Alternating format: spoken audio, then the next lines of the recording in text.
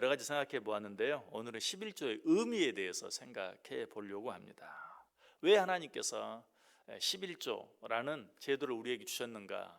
아니, 어떻게 해서 11조라는 제도가 생겨나게 되었는가? 어제 아침에도 말씀드렸는데 11조에 대한 규례가 제일 먼저 나오는 곳이 창세기 14장이라고 그랬어요.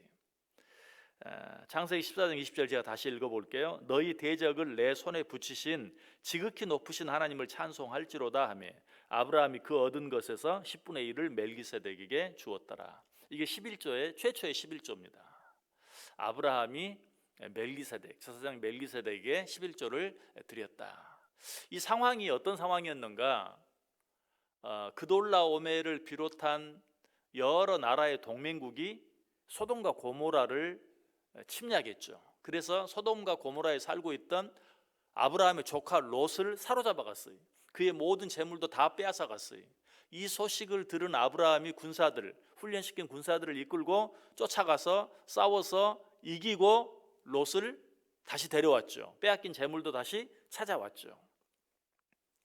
그렇게 했을 때 그 전쟁에서 승리하고 돌아오는 아브라함을 맞이했던 제사장 멜기세덱에게 11조를 드린 것이. 자, 여기서 우리가 생각할 수 있는 11조의 의미가 무엇입니까? 당시 그돌라오멜을 비롯한 4개국 연합군, 굉장히 강력한 나라였어요. 아브라함은 어떤 사람입니까? 한 나라의 왕입니까? 아니에요. 그냥 동네 지주 정도 되는 사람이 자기 종들을 데리고 집에서 훈련시켰다고는 하지만 자기 양이나 지키게 하기 위한 그런 정도, 그런 사람이 4개국 연합군과 싸워서 이긴 거예요. 인간의 힘으로는 도무지 싸워서 이길 수 없는데 누가 도와주셔서? 하나님이 도와주셔서 그 싸움에서 이긴 줄 알고 아브라함이 어떻게 했어요? 이 싸움의 승리는 나 때문이 아닙니다. 누구 때문입니다? 하나님 때문입니다. 하나님 당신 때문입니다. 하나님이 나를 도와주셨기 때문입니다 하는 의미로 11조를 드렸다는 것이. 여러분, 11조는 그런 것이에요. 나 혼자는 살 수 없습니다. 나 혼자는 할 수 없습니다. 내가 지금 여기까지 올 수 있었던 것은 순전히 하나님의 은혜 때문이고 하나님의 사랑 때문입니다 라는 고백이, 우리는 이 사실을 알아야 돼요. 11조가 어떻게 시작되었는가? 어디서부터 시작되었는가? 왜 시작되었는가? 하나님이 나를 도와주셨습니다. 하나님이 나의 힘이 되어주셨습니다. 그로 말미암아 내가 이겼습니다. 이런 표시, 이런 감사, 이런 고백이 바로 11조이다. 자, 11조에 대한 두 번째 기록은 어디에 나옵니까? 역시 창세기에 나와요. 창세기 28장에 나오는데요, 28장 22절에 내가 기둥으로 세운 이 돌이 하나님의 집이 될 것이요 하나님께서 내게 주신 모든 것에서 10분의 1을 내가 반드시 하나님께 드리겠나이다. 여러분, 이것은 누구의 약속입니까? 야곱의 약속이. 야곱이 형 에서와의 관계 때문에 자기 고향집을 떠나죠. 자기 고향집을 떠나서 하란을 향해 가죠. 아무것도 없이 한 번도 가보지 않은 하란 땅을 향해 갈 때 얼마나 마음이 두렵고 불안했겠어요. 게다가 해는 져서 어때요? 어떤 여관에서 잠을 자는 것이 아니라 노중에 광야에서 잠을 자요. 광야라는 것이 어떤 것입니까?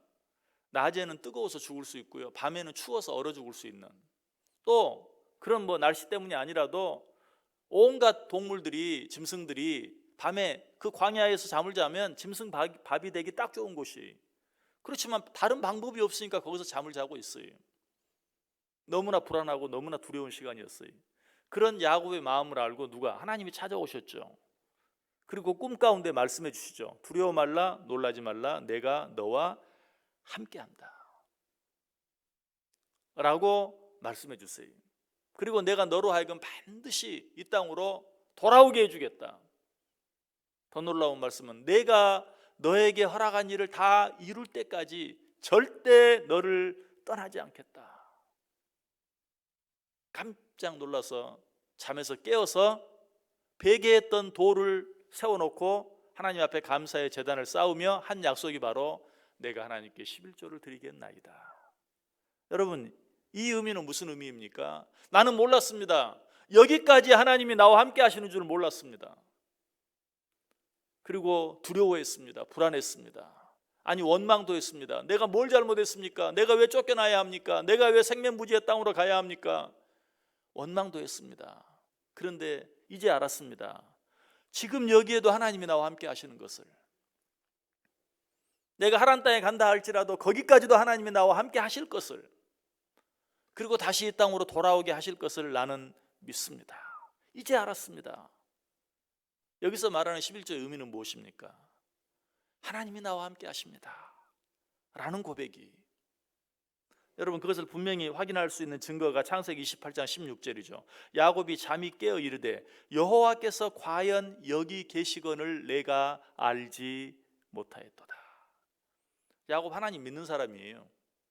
그런데 너무나 힘들고 어려운 순간에 하나님을 잊어버렸어요. 그리고 그런 순간에도 하나님이 함께 하신다는 것을 잊어버린 거예요. 그러나 이제 깨달았어요.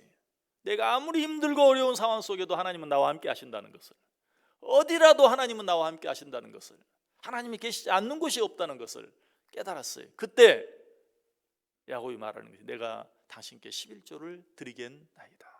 이것이 바로 11조의 의미, 하나님이 나와 함께 하신다는 사실을 믿는 것, 그 사실을 인정하는 고백으로 하나님께 11조를 드려요. 11조, 어떻게 보면 쉽지 않죠. 그렇기 때문에 그것이 하나님이 나와 지금 여기 함께 하신다는 사실을 내가 믿습니다 라는 고백으로 드릴 수 있는 거예요. 우리는 하나님 앞에 11조를 드릴 때마다, 때로는 그것이 힘들게 느껴질 때마다, 특별히 내 상황이 너무 힘들고 어려워서 그렇게 하기가 너무 어려울 때마다 우리는 이 아브라함의 고백, 야곱의 고백을 생각하면서, 하나님, 아브라함처럼 내가 사는 것은 내 힘으로 사는 것이 아닙니다. 하나님의 힘으로 사는 것입니다.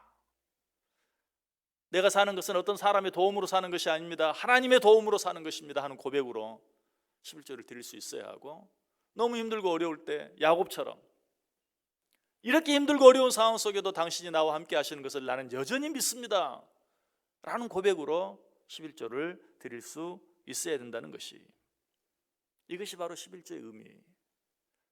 우리가 어제 아침에 11조에 대한 여러 가지 오해 또는 11조를 드리지 않는 이유들을 생각해 보았죠.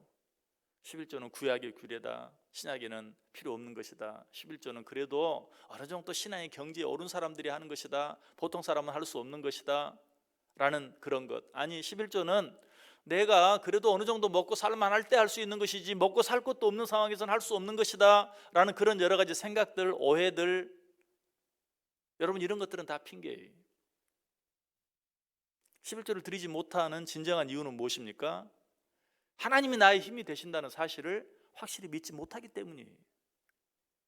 11조를 드리지 못하는 이유는 하나님이 지금 여기 나와 함께 하신다는 사실을 믿지 못하기 때문이에요. 무엇보다 하나님이 끝까지 나를 책임져 주신다는, 내가 내게 허락한 것을 다 이룰 때까지 너를 떠나지 아니하리라 라고 야곱에게 약속하셨던 그 약속을 믿지 못하기 때문이에요. 이 사실을 인정한다면, 전능하신 하나님이 나의 힘이 되어주시고 전능하신 하나님이 지금 나와 함께 하신다는 사실을 인정한다면 그 어떤 이유도 하나님 앞에 될 수 없는 것이. 그래서 하나님께서 오늘 본문 속에 뭐라고 말합니까? 아직도 네가 나를 확실히 믿지 못하느냐? 그렇다면 11조를 드림으로 말미암아 나를 시험해봐라. 성경에서 하나님을 시험하는 것은 무서운 죄예요. 시험하다 죽은 자들이 많아요.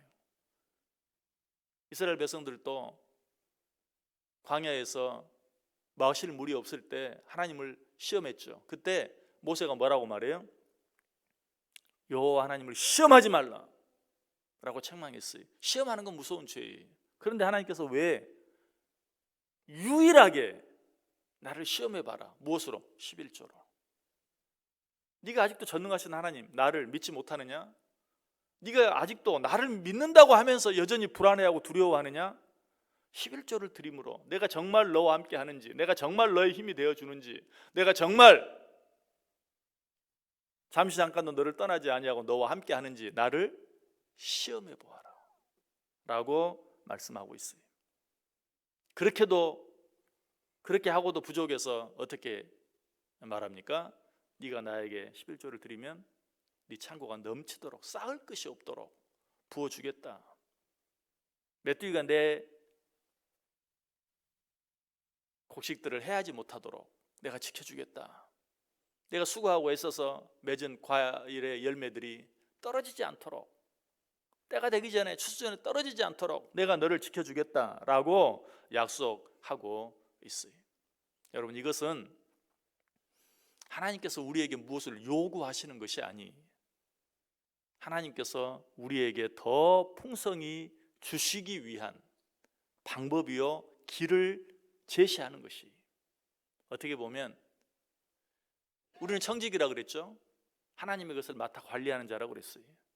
하나님의 것을 맡아 관리할 수 있는 관리 능력이 있는지 없는지를 테스트하는 것이, 우리에게 무엇을 받기 원하시는 것이 아니라 우리에게 더 주시기 위한 하나님의 방법이. 여러분, 하나님이 정말 나의 힘이 되어주시는 것을 믿습니까? 하나님이 지금도 설령 내 인생 가운데 지금이 가장 힘들고 어려운 상황이라 할지라도 여전히 나와 함께 하시는 것을 믿으십니까? 그리고 끝까지 나와 함께 해주실 것을 믿습니까? 코로나19 때문에 너무나 힘들고 어려운 가운데 있지만 이 상황 속에도 하나님이 함께 하시고 반드시 이 상황 가운데서 벗어나게 하심으로 더 크고 놀라운 일들을 이루어 나가실 것을 믿으십니까? 그 표시가 바로 11조라는 것이, 이 사실을 기억하고 나를 위해 주신 법인 줄 알고 순종함으로 말미암아 하나님께서 오늘 본문을 통해 약속하신 그 놀라운, 그 아름다운 축복을 받아 누릴 수 있기를 바래요. 이 11조를 하는 자들에게 주어진 축복의 또 한 가지 놀라운 특징이 뭔 줄 아세요? 10절과 11절 보시면 10절이 어떻게 시작하고 있습니까? 여호와의 말씀이다. 끝이 어떻게 되고 있습니까? 여호와께서 말씀하신다. 얼마나 중요한 것이면 시작도, 내가 지금 너희들에게 하는 이 약속은 여호와 하나님께서 하신 약속이다. 끝날 때도 내가 지금 너희에게 하는 이 말씀은 여호와 하나님께서 너희들에게 하시는 말씀이다. 무슨 뜻이에요? 내가 이 약속을 지키겠느냐 지키지 않겠느냐, 이 하나님을 믿고 이 하나님의 약속을 믿음으로 말미암아 그런 자들에게 약속된 이 놀라운 축복을 받아 누릴 수 있게 되기를 주님의 이름으로 간절히 축원합니다.